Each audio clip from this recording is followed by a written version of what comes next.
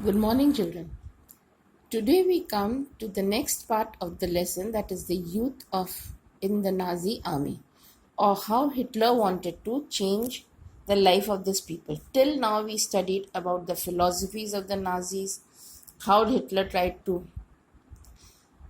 make Germany strong again, and how he did not believe in the Treaty of Versailles. So what he did, that he went against the Treaty of Versailles and the League of Nations. बच्चों, अभी तक हम लोगों ने पढ़ा कि Hitler कैसे power में आए, कैसे उन्होंने वो प्राइम मिनिस्टर बने, कैसे उन्होंने ट्रीटी ऑफ वसाइल कि जिसको कि वो मानते नहीं थे उसके खिलाफ गए, उन्होंने अपनी आर्मी बढ़ाई, उन्होंने वापस अपने एरियाज लिए और लीग ऑफ नेशन से भी वो अलग हो गए. Today we will study about the youth in the Nazi army.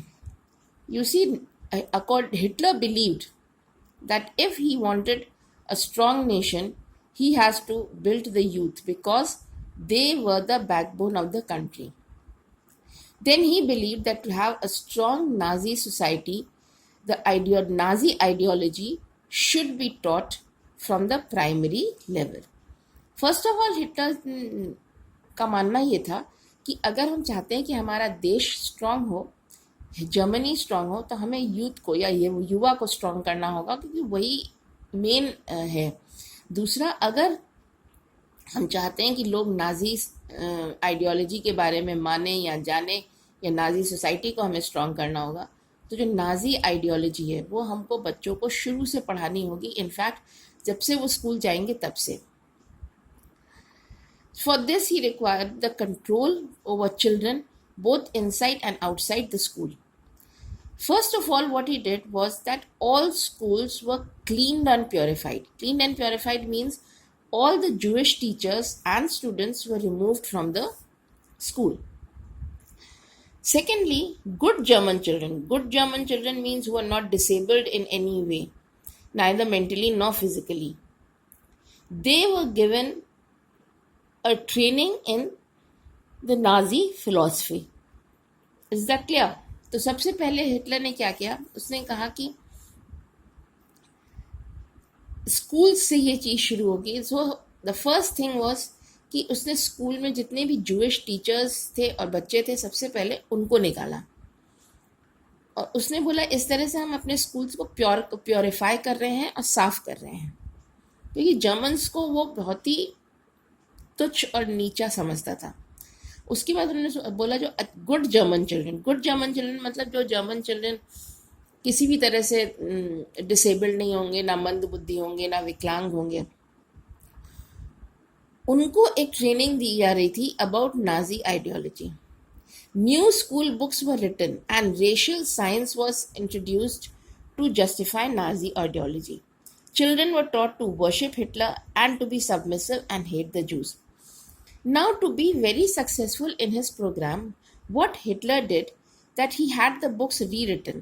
School textbooks were again written, and उसने किताबें बोला फिर से लिखो, जिसमें उन्होंने नाजी आइडियोलॉजी के बारे में पूरा अच्छे से बताया. और बच्चों को ये सिखाया गया कि हिटलर एक महान आदमी है, आपको हिटलर की पूजा करनी चाहिए, आपको कंट्री की बात माननी चाहिए, देश की बात माननी चाहिए, शासक की बात माननी चाहिए, और ज्यूज से आपको नफरत करनी चाहिए. उसकी आइडियोलॉजी का बॉटम लाइन यही था, hating the Jews. And then he taught the children to worship war and glorify aggression and violence.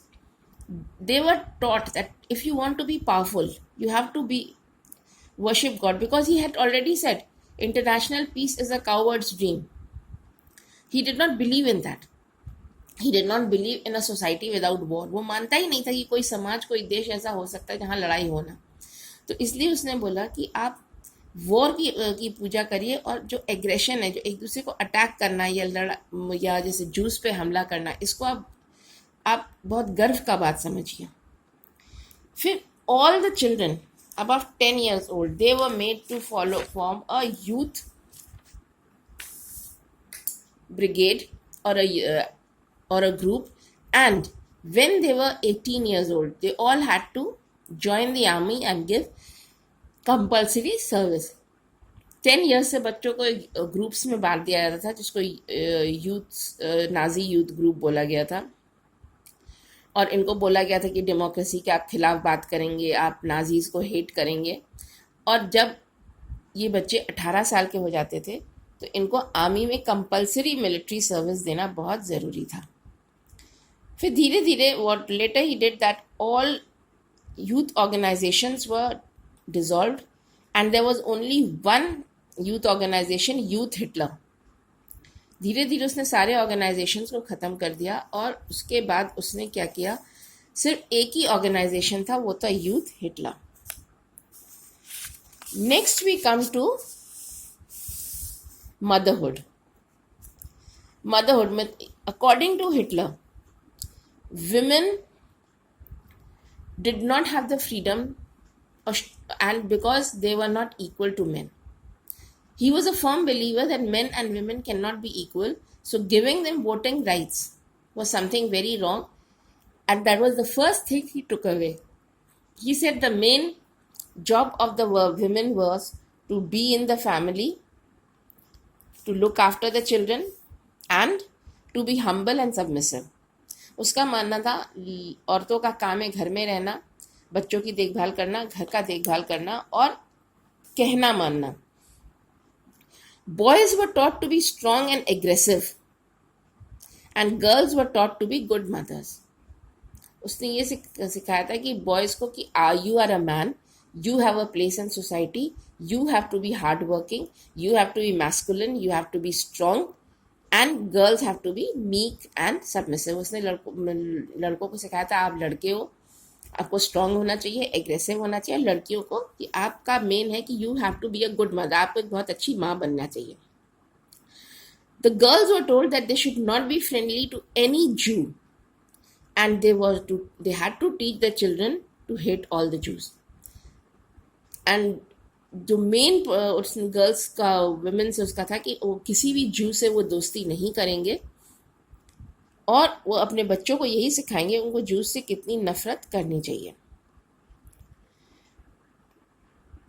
Now people, the women who gave birth to desirable children means good children, healthy children, they were honored. If a woman gave birth to 4 children, she got a cross, bronze cross, and a silver if she gives birth to 6 children, and a gold if she had 8 or more children. So in that way, he said that the main work of the women is that you produce desirable children. He said अगर जिस जो ladies थी वो जैसे desirable बच्चे, अगर healthy children होते थे तो उनको वो ऑनर करती थी। Then women had to follow a prescribe code, एक प्रिस्क्राइब कोड ऑफ कॉन्डक्ट इनके लिए बना था which they had to follow, and if they did not follow they were severely punished because it was a criminal offence.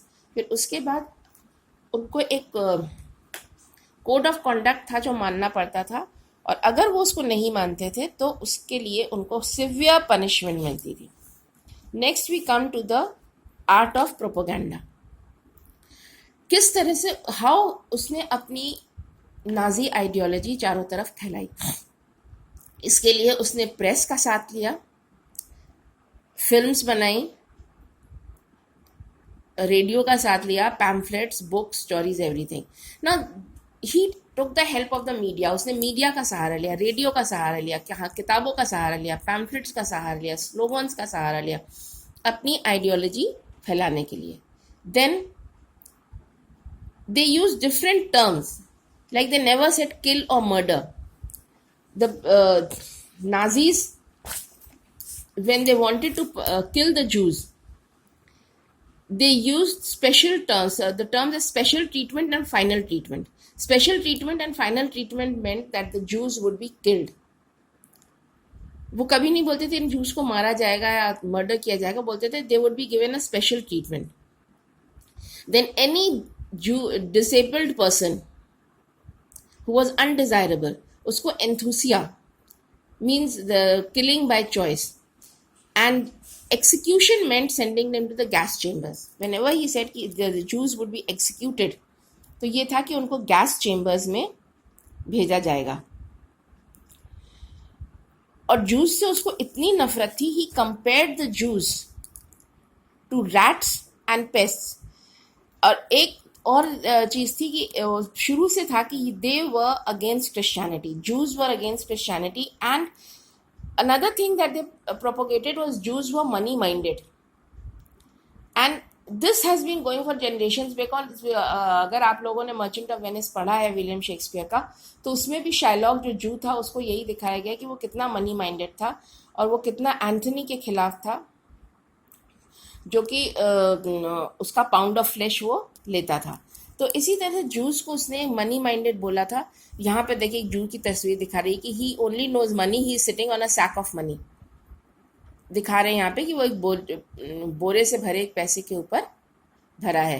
तो इस तरह से वो जूस एंटी जूइश पॉलिसी उसने अपनी फैलाई और जूस के उसने प्रोपोगंडा किया और जर्मनी को एक प्योर जर्मन स्टेट या प्योर आर्यन स्टेट बनाया। Thank you.